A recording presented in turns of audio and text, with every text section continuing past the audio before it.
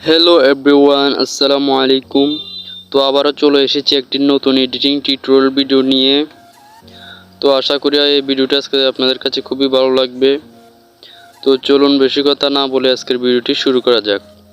তো প্রথমে আমরা করে নিব লাইটরুম অ্যাপ্লিকেশনটি ওপেন।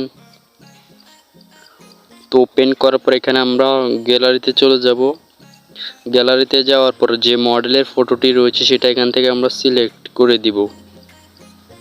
পরবর্তীতে আমরা চলে যাব যে কালার অপশনটি রয়েছে কালার অপশনে। তো যাওয়ার পর এখানে আমরা ম্যাক্সে ক্লিক করব। তো ক্লিক করার পর আমরা দ্বিতীয় কালারটি সিলেক্ট করে দিব। তো দ্বিতীয় কালারটি আমরা প্রথম লেয়ারটি আমরা এখানে রাখবো 20 থেকে 30-এর মধ্যে। তো দ্বিতীয় লেয়ারটা আমরা একদম একটু 2 থেকে 3 বাড়িয়ে দেব। পরবর্তী আমরা ব্যাকগ্রাউন্ড কালারে যাব, যে গ্রিন কালারটি রয়েছে সেখানে যাব। তো যাওয়ার পর আমরা অপাসিটি একদম কমিয়ে নিচ্ছি।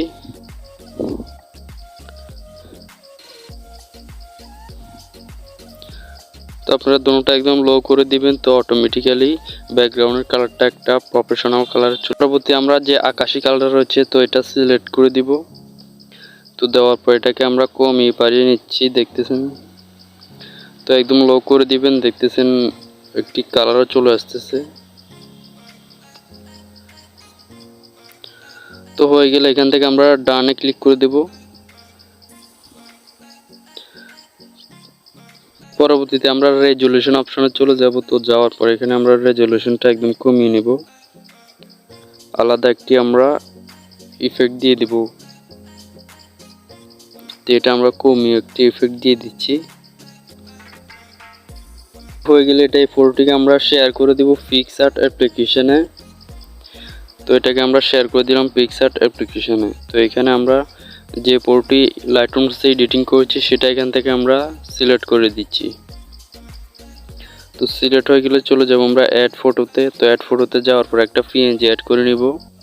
তো পিএনজিটা আমার ডেসক্রিপশন বক্সে থাকবে, তো আপনারা চাইলে সেখান থেকে ডাউনলোড করে নিতে পারেন।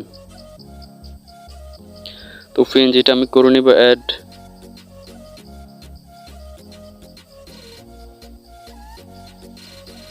তো অ্যাড করার পর আমরা চলে যাব ব্লেন্ডিং অপশনে। তো ব্লেন্ডিং অপশনে আসার পর এখানে আমরা পিএনজিটাকে অ্যাড করে দিব।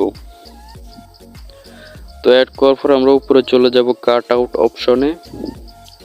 তো কাট আউট অপশনে এসে এটা আমাদের মডেলের হাতের সাথে পিএনজিটা অ্যাড করে নিব, ভালোভাবে কাট আউট করে।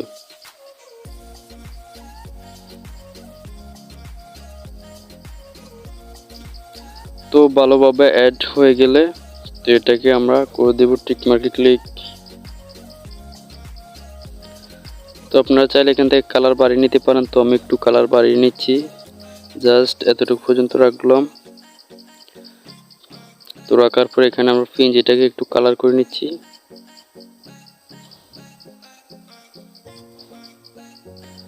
তো ভালোভাবে কালারিং হয়ে গেলে এটাকে আমরা করে দেব টিক মার্কে ক্লিক করে এটাকে সেভ করে দেব।